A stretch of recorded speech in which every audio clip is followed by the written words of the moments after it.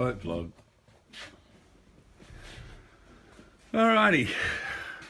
This is the... Oh, no, still some rubbish off the top. And we'll come back a bit. This is the finished motor. As you can see, the motor went together and it was fine. As you can see, I've got a very modified belt set up on the front of it. So it's just driving the water pump and the alternator, and all the rest are, and obviously there's the harmonic balancer, but the other two wheels are just idlers. And it worked out pretty well. The first belt I bought fit perfectly. So, and all I did was run a cloth measuring tape around everything with the tensioner fully extended, and I got really close actually. I added sort of 10 millimeters to the figure that I got, just because the belt's a bit thicker than the cloth measuring tape, and I was able to just fit it, which means I'll get a pretty good life out of it, hopefully. Now, you'll notice that it's running in a standard sump. And as I said before, that probably would be a problem, but the more I looked at the problem, the more I thought, well, it's not really a fucking problem at all. I mean, I was probably making more of it than I should have. So I'm going to try it like this, and if it doesn't work, I'll put another sump on it. I've got another extended sump, so... standard flywheel on it, off a, or flex plate actually, it's not a flywheel. Everything's here. I've even got myself a new set of these, even if I don't use them. I don't actually know. I've only spoken to one guy about modifying the ACU, unlocking it and modifying it. But I've got to really sort of get onto that. I'm not making much progress on that because I'm not trying. As far as the back plate goes, now obviously we've got that old, here it is, that old bell housing for the 140, which is going to be my rear mount. It's got new bushes, I fitted new bushes to it, and they're the actual rear engine mounts. As well as, I don't know why, but there's another set of holes down there. I've never looked under this on the boat, but I expect there's a couple of rubber mounts that bolt up there as well, so hopefully that's all still in place and able to be used. So what I'm doing now is I'm going to get a piece of cardboard this afternoon and make a pattern for all of these bolt holes. I'm going to make a pattern, make this circle, put a relief in it for the starter motor, and then I'll once I've done that, I'll offer up I'm going to make a adapter for the drive, what would you call that? Drive coupling, the rubber drive coupling that goes on here. But I'm still trying to find one of the triangular shaped ones so that I can possibly mount it out here and just have it there. But I don't know. There were a few come up on Gumtree, but I haven't been able to get one for a reasonable price. So, and I want one with a good spline because, well, I want one with a good spline. But yeah, so once that plate is made, and I'll probably make it out of 12 mil alloy maybe, or 10. 10 would be enough, I think. But, you know, 12 just for safety. And then it'll be a matter of bolting that bolt pattern to the alloy plate. So it'll basically be an adapter plate like you used to get for old V8s and things to put different gearboxes on them. So we've got that to do, but the motor is done and I'm very happy with it. It turned out good in the end. The oil pump was good. The water pump I put in was good. Everything like that. Obviously got my heat exchanger there. I got rid of the other big Cummins one that I had. That's gone. but I've got a really nice Mercruiser that came off a big V8.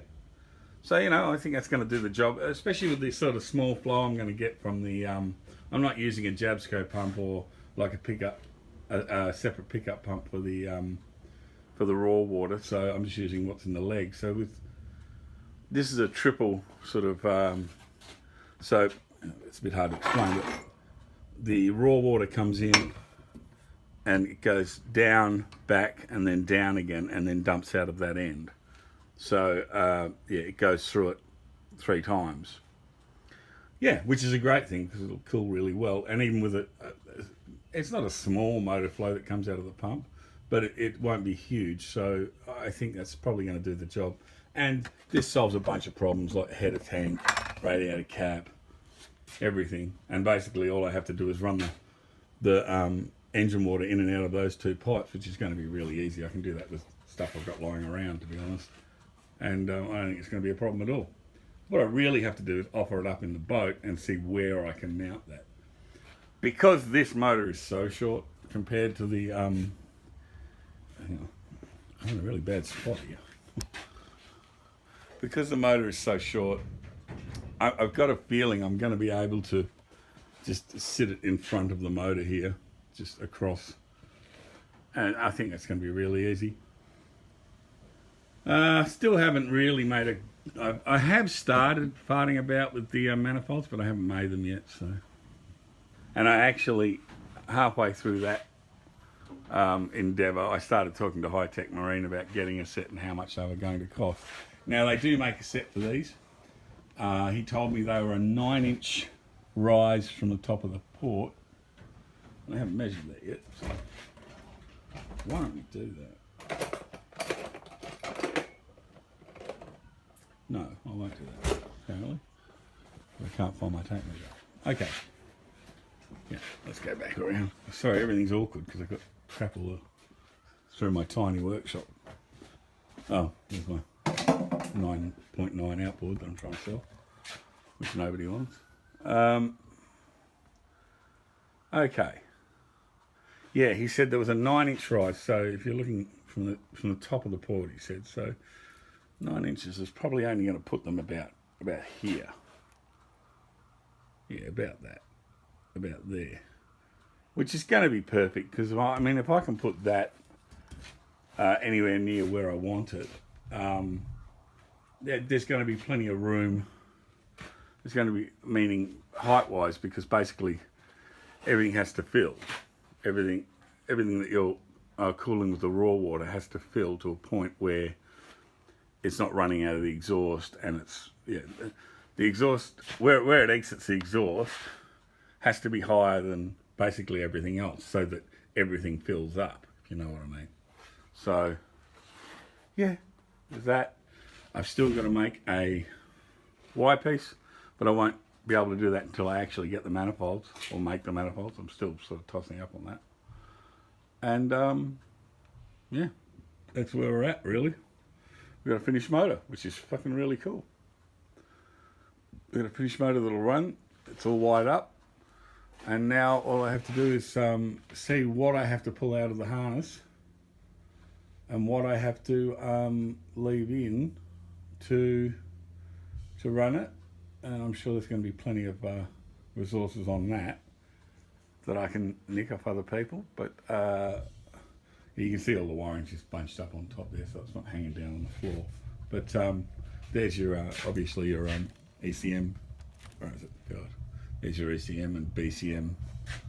I think that's the ECM and that's the BCM. I'm not sure actually, I haven't even looked at them. I've got them, but I haven't looked at them. So yeah, blocked off the vacuum takeoff for the brakes, for the brake booster. Blocked off the EGR, just squashed it flat and put some silver solder on the end of it, and actually just cut the barb off the end of that and welded that up as well, and it saves me having to find anything to do those jobs. This little item, which is wired in obviously, I think is the controller for the EGR valve, but I'm not sure. So I've got to look at that. Yeah, everything else is there. It's all ready to go. I haven't wired up the leads yet because I'm going to wait until I get the manifolds. So yeah, so we've got a working charging system, a working ignition system. Once we sort out the ECM, a working injection system. Once we sort out the ECM, and I've got to find out whether I can or I should not run the O2 sensors. So yeah, these are, I found out, were sensors on the bottom of the motor, which I painted so you can't really see very well. These are knock sensors, apparently. So when the motor detonates, it backs off the timing and gives more fuel. So, which is a great thing. Good thing in a boat, because boats get you can get very loaded up. You can, yeah. If you got a big enough, if your prop's a bit too big, maybe you can get a lot of load on a motor, and that's a really good thing. I didn't know that until I actually started researching what they actually were. I know what that is. It's the trans plug. We'll get there.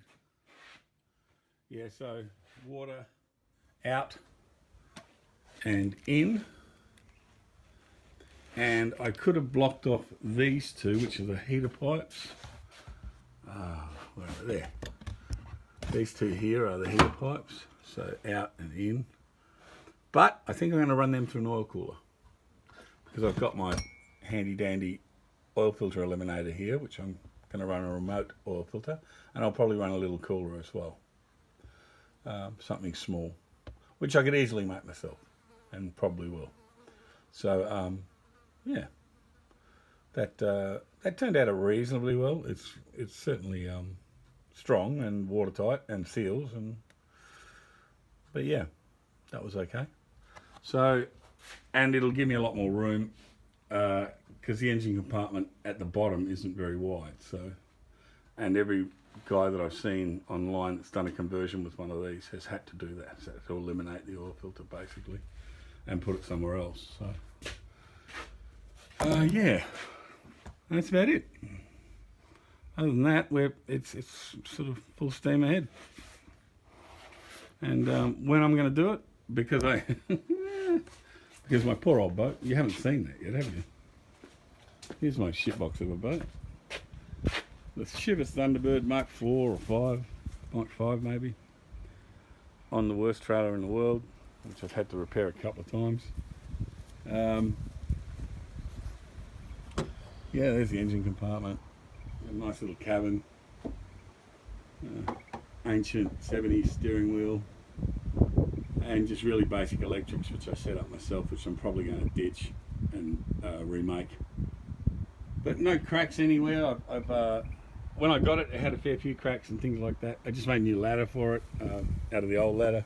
So there's lots of, yeah, just makes it really easy to get out of the water now, because the other one I made was just, it was impossible to pull yourself out. So this bottom section folds up. There's the leg, that's completely rebuilt, rebushed, repinned. Everything's been done. I used plastic bushes and stainless pins, and yeah, and made them all greasable. So lots of new bolts, all stainless, new seals, new bearings, and I remade the little shark's fin on the bottom. That's all been repaired, because that was hardly there at all. But the little prop protector, but as you can see, it's already got a little bit gnarled on the boat ramp at one point. That was where the auxiliary was fitted, which is that little 9.9, which is inside, and that's going because we just never used it. And yeah, and it added a lot of weight to the back of the boat. So yeah, I replaced the glass in up the top because I couldn't see a goddamn thing through it, and but on the cabin I've left it purple. So nice little aluminium railing on the front, which is securely bolted down. It's got these lovely little stainless rails there and on the roof, so you can get around the boat really easily. It's great. You can have 3 or 4 kids up the front and a few adults in the back. Good sized boat actually. A lot of usable space on it. So and it cost me $4 grand. So I mean, you can't complain. The lead rope that came with it, I'm still using it. It's perfectly okay. I did modify. I've done a lot of work on the trailer, as you can see.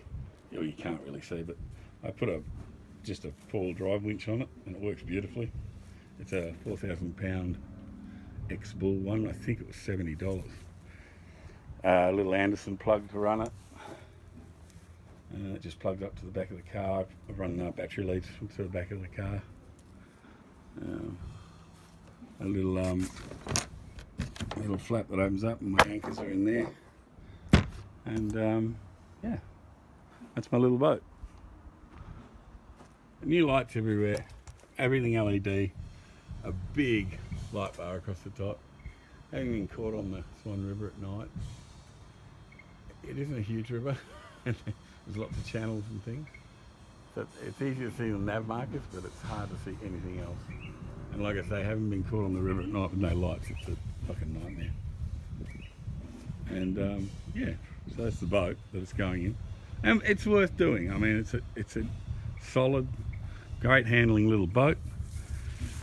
The 140 that's in it, the little cast iron 144 3-litre 4-cylinder, weighs about 100 kilos more than this motor in full trim. So so it's going to take a lot of weight bias off the back, which suits me because I want to put a fuel tank up front and a belly tank under the floor. So I want it to have some range and some power.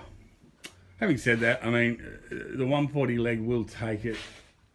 These only make 205 horsepower flat out. So I'm probably going to have it detuned a little bit on the ECM, just so it's making 200 or 190.